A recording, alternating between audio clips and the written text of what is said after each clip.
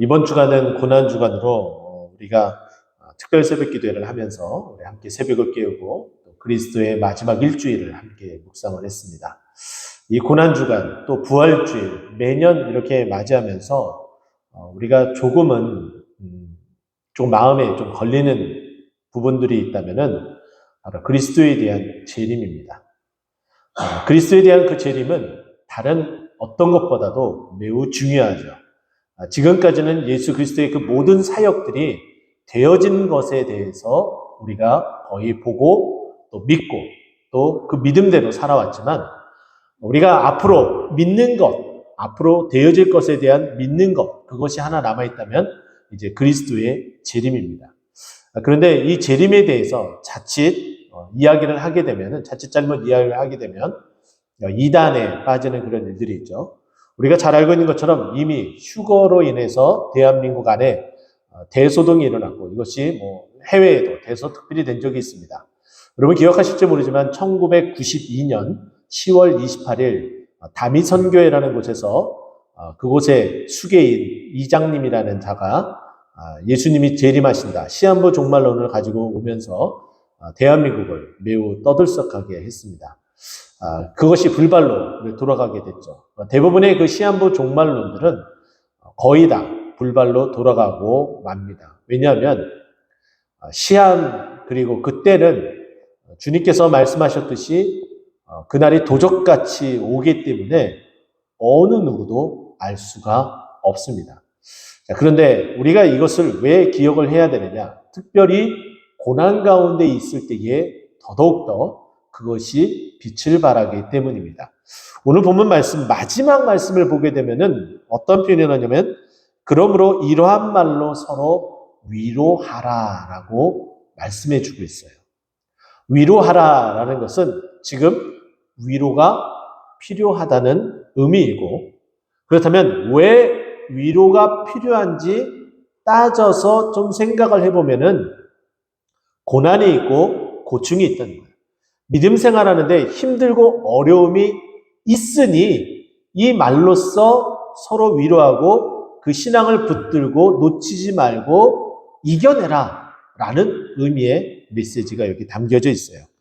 자, 그런데 여기 오늘 본문 말씀 보니까 가장 먼저 14절을 먼저 보게 되면 우리가 예수께서 죽으셨다가 다시 살아나심을 믿을진데 우리가 다 믿음의 공동체 안에서 믿는 것, 그 주된 것이 무엇인지 소개를 하는데 예수님께서 죽으셨다는 것을 믿고 또 그 예수님께서 부활하셔서 살아났다는 것을 믿는다라고 고백을 합니다.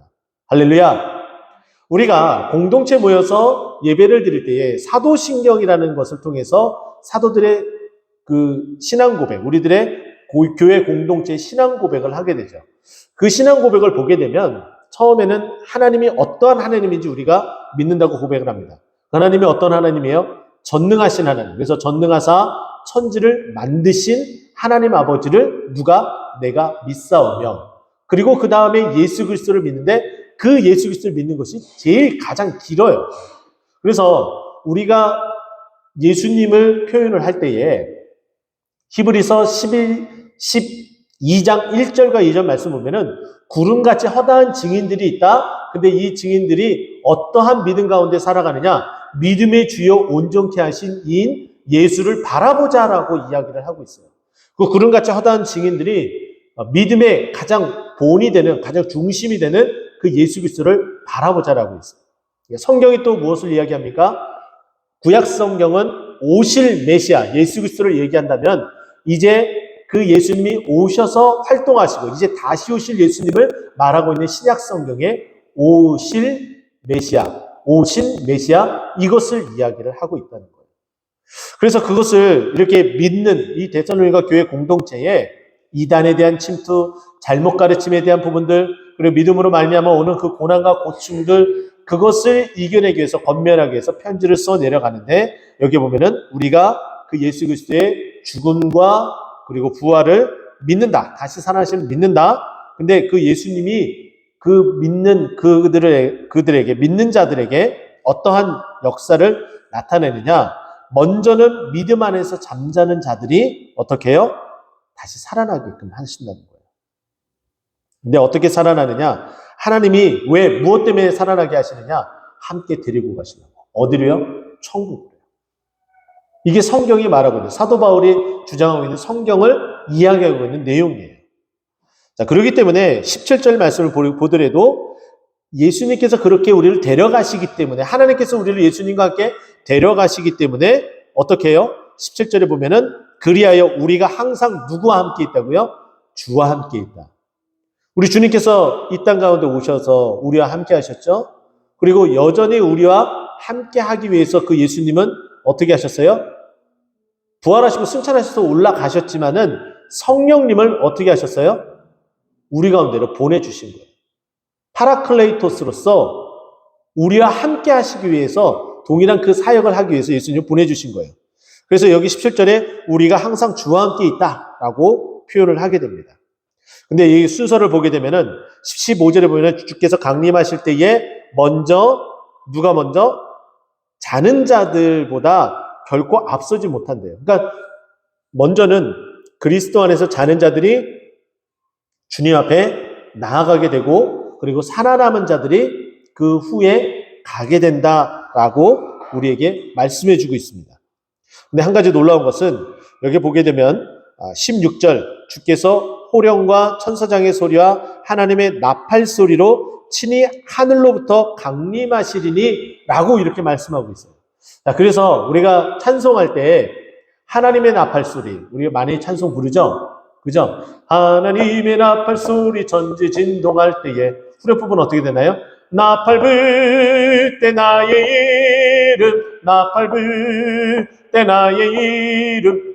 예, 이 말씀 그대로 그 내용들을 작사해서 찬송가로 우리가 쉽게 그 가사만 생각하면은 예수님의 재림의 때에 바로 이러한 같은 모습이 있구나, 이것을 알게 되는 거예요. 근데 한 가지 특이한 것은 17절에 보면은 살아남은 자들도 그들과 함께 구름 속으로 끌어올라가. 여기서 그들이라는 것은 그리스도 안에서 먼저 죽은 자들, 잠자는 자들을 이야기합니다. 근데 구름 속으로 끌어올려간다라고 이야기를 해요. 그래서 우리가 예수님의 그 재림을 예측할 수 있는 딱 한 가지 단서는 화창한 날이 아니라는 거예요. 이해가 되셨죠? 예. 아주 화창한 날은 주님이 안 오신다는 거예요. 이거 하나만큼 확실합니다. 왜냐하면 구름이 있어야 되거든요. 보세요. 예수님이 부활하시고 승천하실 때 모습을 우리가 한번 기억을 해야 되는데요. 사도행전 1장 9절에 그 모습들이 나타나게 돼요. 어떠한 모습이었는지 나타납니다. 부활하시고 승천하실 때에 예수님께서 구름 타고 하늘로 승천하세요. 그러니까 제자들이 그것을 멍하니 쳐다보고 있습니다. 그때 천사 둘이 그 올라가신 그 예수님을 이렇게 지켜보고 있는 그 제자들에게 뭐라고 얘기했냐면, 이렇게 구름 타고 올라가신 분은, 그 예수님은 다시 구름 타고 내려오신다는 거예요. 오늘 이 말씀하고 거의 똑같게 딱 맞아떨어지죠. 예수님이 구름 타고 올라가셨기 때문에 구름 타고 다시 내려오세요. 그럼 하늘은 정말 화창하고 정말 맑은데 예수님이 딱 탈 수 있는 구름 딱 한 주먹만? 그럴 수는 없을 것 같아요. 오늘 본문 말씀 보면은 구름 속으로라는 표현을 하고 있기 때문에 정말 구름이 어느 정도 있는, 정말 구름이 뭉게뭉게 있는 그것 가운데에, 그 수많은 구름 가운데에 특별한 한 구름이 예수님이 그 구름을 타고 내려오시면서 천사장의 나팔 소리와 함께 어떠한 소리가 들리는 거예요? 나의 이름을 부르는 소리가 들리는 거예요. 그러면 그리스도 안에서 먼저 잠자는 자들이 일어나게 되고, 그리고 우리가 살아있는 상태에서 그와 같은 예수님의 재림을 만나게 되면 우리는 그 모습을 보고서 하늘로 들려 올려내는 효과가 있게 되는 거죠. 이제 이해가 되셨죠? 근데 지금 이 상황이 2000년 전에, 거의 2000년 전에 사도 바울이 이렇게 글을 쓰면서, 편지를 쓰면서 이러한 말로 서로 위로하라라고 이야기를 했습니다. 정말 위로가 서로 되었겠죠. 우리 조금만 기다리면 우리 주님을 만날 수 있을 거야. 우리가 살아남은 자들이라면. 그러나 우리가 살아남지 않더라도 괜찮아. 우리가 이 고난과 핍박 가운데 죽게 되었진정 우리가 먼저 믿음 안에서 잠자는 자들이었기 때문에 우리가 먼저 들림을 받게 될 거야. 우리 힘들고 어렵지? 우리 믿음 놓지 말자. 우리 믿음을 붙들자. 우리 힘을 내자. 이것이 데살로니가 교회의 가장 중요한 핵심의 신앙이었습니다.